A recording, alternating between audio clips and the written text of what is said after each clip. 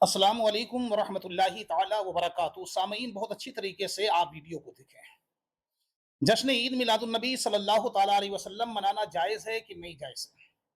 12 ربیع الاول کی خوشیاں، 12 ربیع الاول کا جلوس، 12 ربیع الاول والے دن نبی کریم صلی اللہ تعالیٰ علیہ وسلم کی محبت میں اہل سنت والجماعت کے لوگ جو کام کرتے ہیں، کیا وہ صحیح ہے یا غلط ہے؟ مگر سننے سے پہلے یہ آپ دیکھیں کہ کون کہہ رہا ہے۔ ایک دیوبندی عالم کی زبانی نبی کریم صلی اللہ تعالیٰ علیہ وسلم کی افضلیت کو آپ ملاحظہ فرمائیں، اور یہ ویڈیو جو ہے زیادہ سے زیادہ دیوبند مسلک کے لوگوں کے جو علماء ہیں ان تک پہنچائیے، تاکہ وہ بھی سمجھیں کہ ہمارے گروپ کا بہترین عالم، جس کو مولانا محمد عثمان لدھیانوی شاہی جامع مسجد پنجاب کہ خطیب و امام ہیں، انہوں نے کیا کہا ہے گا 12 ربیع الاول کے لیے، کہ 12 ربیع الاول میں خوشیاں کیسے منائی جائیں۔ غور کے ساتھ میں آپ اس ویڈیو کو اسکرین پہ دیکھیں۔ نبی علیہ السلام ایک گلی سے گزرتے ہیں تو ایک غلام وہاں روزانہ چکی چلاتا ہے، کالا ہے، حبشی ہے۔ مکے میں تو گرمی بہت پڑتی ہے، 12 مہینے، تو ایک دن گزرے تو دیکھا غلام چکی تو چلا رہا ہے، رفتار کم ہے اور زارو قطار رو رہا ہے، اس کے آنسو گر رہے ہیں۔ رک گئے نبی علیہ السلام صلی اللہ علیہ وسلم، بھائی روتا کیوں ہے، کیا بات ہے؟ تو اس نے کہا جی میں تو غلام ہوں۔ اس دور میں تو رواج ہی نہیں تھا کہ غلاموں کو بھی کوئی پوچھے۔ اونچ نیچ اس حد تک حاوی تھی کہ کالے لوگوں کو تو انسان نہیں سمجھا جاتا تھا۔ غریبوں کو حکم نہیں تھا کہ وہ بیت اللہ میں آ جائیں، اندر چلے جائیں۔ غلاموں کو اختیار نہیں تھا کہ وہ پورے کپڑے پہن لیں۔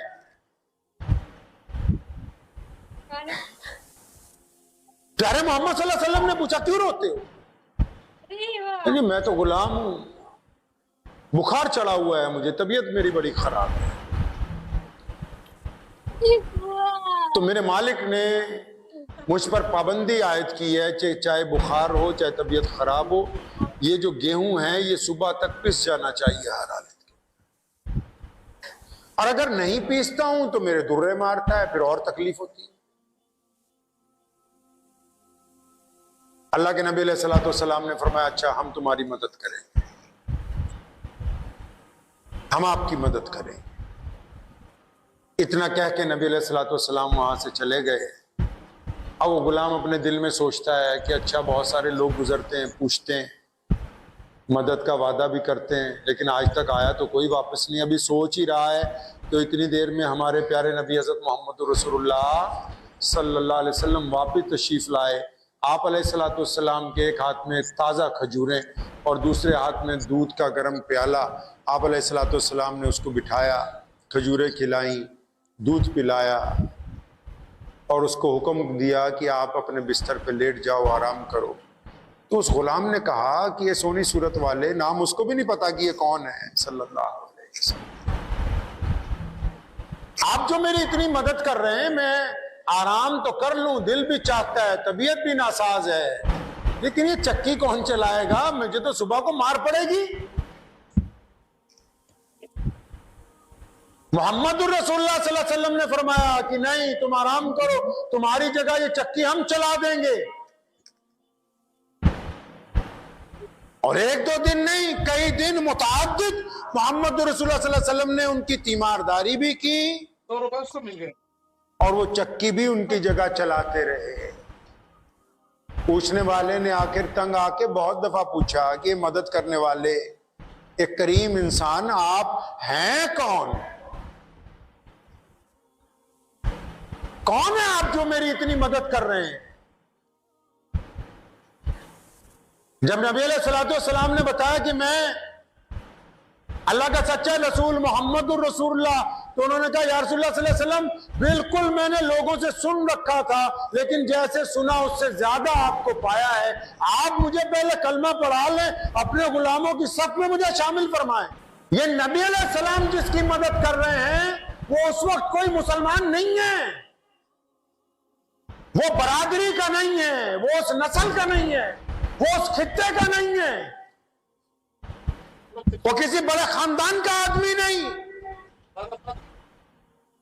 وہ کوئی بڑا چودھری نہیں ہے کہ اس کی مدد کریں گے تو کل کو وہ ہمیں فائدہ پہنچانے والا ہوگا۔ اس لیے مدد محمد رسول اللہ کر رہے ہیں کہ وہ اللہ کی مخلوق ہے، اور اللہ کریم کا حکم ہے کہ جو میرے بندوں سے پیار کرتا ہے میں اس کی مدد کرنے کے لیے تیار ہوں۔ اور رسول اللہ صلی اللہ علیہ وسلم اسی پیغام کو پہنچانے کے لیے آئے۔ اب یہ جو بندے ایمان لے کے آئے ہیں، کون؟ یہ جو غلام ہیں۔ آج پوری دنیا کے مسلمان 5 وقت نماز سے پہلے ان کی نقل اتارنے والوں کی آواز سن کے مسجد میں آتے ہیں۔ اللہ کریم نے سیدنا بلال حبشی رضی اللہ تعالیٰ عنہ کو اتنا بڑا درجہ عطا فرمایا کہ وہ مؤذن رسول بنے، اور آج پوری کائنات میں مسلمانوں کے لیے قابل احترام شخصیات میں سے۔ ہمارے نبی علیہ الصلوۃ والسلام نے یہ سکھایا ہے انداز کہ کس طرح مدد کرنی ہے۔ ہم اس لیے ذاتی زندگی میں، سیاسی زندگی میں، سماجی زندگی میں، کاروبار کی زندگی میں ہم اس لیے ناکام ہیں کیونکہ ہم اسلام کو صرف عبادت کا ذریعہ سمجھنے لگے۔ نہ ہم نے اسلام کو گھر میں اپنایا، نہ ہم نے اسلام کو کاروبار میں اپنایا، نہ ہم نے اسلام کو سیاست میں اپنایا، نہ ہم نے اسلام کو اپنے حرم میں اپنایا، کہیں بھی نہیں۔ انداز چھوڑ دیے رسول اللہ صلی اللہ علیہ وسلم کے، سیرت صلی اللہ علیہ وسلم کی تو بات ہی نہیں۔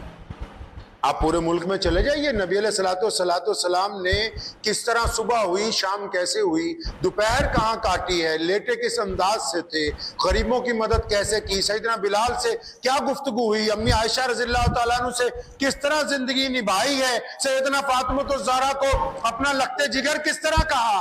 ابھی کل پرسوں میرے پاس ایک شادی کا کارڈ آیا تو اس میں دیکھا کوئی کٹر ہوگا، بڑا نیا مسلمان بنا ہوگا۔ نیا مسلمان میں اس کو کہتا ہوں، ہمارے یہاں پنجابی میں کہاوت ہے، جڑا حج کر کے آندا ہے نا وہ کہندا باقی پنڈ دا کافر ہے، میں کلے ہی مسلمان ہوں۔ مطلب جو 2-4 دن سے نماز پڑھنے لگ جائے، 2-4 مسئلے آ جائیں تو کارڈ میں نے پڑھا تو اس میں لکھا کہ فلاں صاحب کی بٹیا کی شادی عبد الرحمان جلال الدین کے بیٹے سے ہے۔ میں کہا جو فلاں صاحب کی بٹیا کی شادی ہے، کون سی بٹیا کی شادی؟ بڑی والی کی، چھوٹی والی کی، اس سے چھوٹی والی کی؟ تو زیادہ متقی پرہیزگار بنتا ہے، تجھے زیادہ غیرت ہے۔ محمد رسول اللہ نے ان بیٹیوں کو عزت دی ہے، انہوں نے کہا کہ فاطمہ میرے جگر کا ٹکڑا ہے، اپنی بیٹی کا نام لے کے کہا رسول اللہ صلی اللہ علیہ وسلم۔ نبی کہیں اپنی بیٹی کا نام لے کے، صلی اللہ علیہ وسلم، نبی اپنی بیٹی کا نام لے کے کہیں کہ بیٹی میری ہے، جنت کا ٹکڑا ہے، بیٹی اللہ کی رحمت ہے، اور ہم کہیں کہ نہیں جی بیٹی کا نام تو کارڈ میں چھاپنا بڑی غیرت کی بات ہو جائے گی۔ اگر اتنی غیرت ہے تو پھر بارات لے کے کیوں گئے؟ اتنی غیرت تھی تو پھر دہیز کیوں لیا؟ اگر اتنی غیرت تھی تو یہ بہت بڑا جماوڑا اکٹھا کر کے لڑکی والوں پہ بوجھ کیوں ڈالا؟ اگر غیرت ہوتی تو صرف 5 لوگ جا کے نکاح پڑھ کے بیٹی کے سر پر چادر ڈال کے اپنے گھر میں لے آتے۔ غیرت اس کو بولتے ہیں، اور یہ کسی کی عزت کو، کسی کے نام کو، کسی کی عزت نفس کو مجروح کرنا، اس کا نام غیرت نہیں ہے۔ اسلام نے، یہ پیارے محمد صلی اللہ علیہ وسلم ہے، اس 12 ربیع الاول کے مہینے میں مسلمانوں کو ضرورت ہے اس بات کی، تمام علماء کو بھی، تمام نمازیوں کو بھی، کہ خود نہیں، اپنے آپ کو بھی نہیں، بچوں کو بھی بتائیں، غیر مسلموں کو بھی بتائیں، دوستوں کو بھی بتائیں، یاروں کو بھی بتاؤ کہ ہمارے نبی علیہ السلام اس مہینے میں آئے، اسی مہینے میں چلے گئے، لیکن 23 سال میں انقلاب برپا کیا ہے، 23 سال میں انصاف پیدا کیا، 23 سال میں محبتیں بانٹی، 23 سال میں عورت کو عزت دی، 23 سال میں کاروبار میں انسانیت دکھائی، 23 سال میں جانوروں کو حقوق ادا کیے، 23 سال میں دریاؤں کو، پانیوں کو صاف کیا، 23 سال میں کھیتیوں کی حفاظت کا نظام دیا، 23 سال میں رہنے کا ڈھنگ سکھایا، 23 سال میں چلنے کا طریقہ سکھایا، 23 سال میں کھانے پینے کا انداز سکھایا۔ محمد رسول اللہ نے کوئی طریقہ نہیں چھوڑا جو انسانوں کو عطا نہ کیا۔ ہاں یہ تو ضرور ہے کہ بھائی جلوس نکالنا غلط ہے. ارے ٹھیک ہے غلط ہے تو تم کیا صحیح کر رہے ہو یہ بھی بتا دو. پیارے نبی صلی اللہ علیہ وسلم کی شان کو, عظمت کو کیا اپنے کردار میں واضح کر رہے ہیں؟ کیا 12 ربیع الاول کے مہینے میں کچھ لوگ اس بات کا ارادہ کرتے ہیں کہ ہم داڑھی رکھ لیں گے؟ کیا 12 ربیع الاول کے مہینے میں اس بات کا بھی ارادہ کر رہے ہیں کہ آج کے بعد ہم جھوٹ نہیں بولیں گے؟ کیا اس بات کا ارادہ ہے کہ زنا نہیں کریں گے؟ کیا اس بات سے توبہ کہ اب شراب نہیں پئیں گے؟ کیا اس بات کا ارادہ ہے کہ اب دوسروں کا حق نہیں ماریں گے؟ ہمارا کردار کیا کہتا ہے؟ اگر ہماری چال ڈھال رسول اللہ کے حکم کے مطابق ہے تب تو ہم اچھے مسلمان ہیں. اگر ہماری چال ڈھال رسول اللہ کے حکم کے مطابق نہیں تو ہم اچھے مسلمان نہیں ہو سکتے. اس بحث میں کبھی ہم نہیں پڑے کہ 12 ربیع الاول کا جو مہینہ ہے اس میں یوم ولادت کی خوشی منائی جائے یا پیارے نبی صلی اللہ علیہ وسلم کے جانے کے غم کا اظہار کیا جائے. لیکن یہ بات تو ذہن نشین کر لو سارے ہی جتنے مسلمان ہو, چاہے دائیں طرف جو کھڑے ہیں وہ بھی, بائیں طرف کھڑے ہیں وہ بھی, جن کو دعویٰ ہے عشق رسول کا وہ بھی, کہ رسول اللہ کی آنکھوں کی ٹھنڈک, رسول اللہ کی آنکھوں کی ٹھنڈک, وہ بولو رسول اللہ کی آنکھوں کی ٹھنڈک نماز ہے. اس سے بڑا کوئی عمل نہیں. جسے دعویٰ ہے عشق رسول کا اس کا نمازی ہونا لازم ہے. جس کو دعویٰ عشق رسول کا صلی اللہ علیہ وسلم اس کا سچ بولنا لازم عمل ہے. جس کو دعویٰ عشق رسول کا اس کی آنکھوں میں شرم حیا کا ہونا لازم عمل ہے. جو محمد رسول اللہ صلی اللہ علیہ وسلم کی غلامی کا دعویٰ کرتا ہے تو اس کی چال ڈھال میں غلامی نظر آنی لازمی عمل ہے.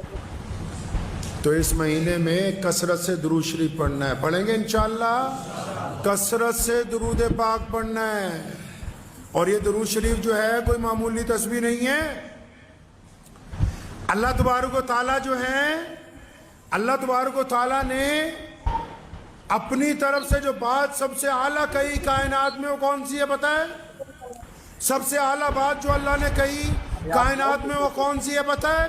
اللہ نے فرمایا کہ انسانوں میں خدا ہو کے اپنے رسول پر سلام بھیجتا ہوں, تم بھی رسول اللہ پر سلام بھیجا کرو. وہ اللہ ہو کے, رب ہو کے, جس کو ضرورت ہی نہیں ہے کوئی, وہ اللہ نے اپنے رسول کی عظمت بیان کرنے کے لیے بتایا, رسول اللہ سے اپنے عشق کا اظہار کرنے کے لیے بتایا, رسول اللہ سے اپنے محبت کا اظہار کرنے کے لیے بتایا, رسول اللہ کا درجہ انسانوں کو سمجھانے کے لیے اللہ نے بتایا کہ لوگوں میں اپنے رسول کو سلام بھیجتا ہوں, تم بھی رسول اللہ پر سلام بھیجا کرو. اب سلام بھیجنے کے لیے تو ضروری ہے کہ بندے کی زبان سے گالی نہ نکلے, کیونکہ جو زبان سلام کے لیے استعمال ہوگی اس کا پاک ہونا ضروری ہے. زبان کے لیے پاک ہونا, رزق حلال کا پاک ہونا بہت ضروری ہے. یہ آپ لوگ تو اکثر آج کل موبائل چلاتے ہیں بہت, اور کئی مسلمان مجھے ایک دن کہنے لگے جی فلاں فلم میں رانگ نمبر کا ذکر ہے, تو میں نے کہا تمہارا بھی تو رانگ ہی نمبر ملا ہوا ہے. تم بھی تو کھیر بریانی بانٹنے کے بعد سمجھ رہے ہو کہ ہم بڑے عاشق رسول بن گئے. دوسروں پر تنقید نہ کریں, اپنے گریبان میں جا کے.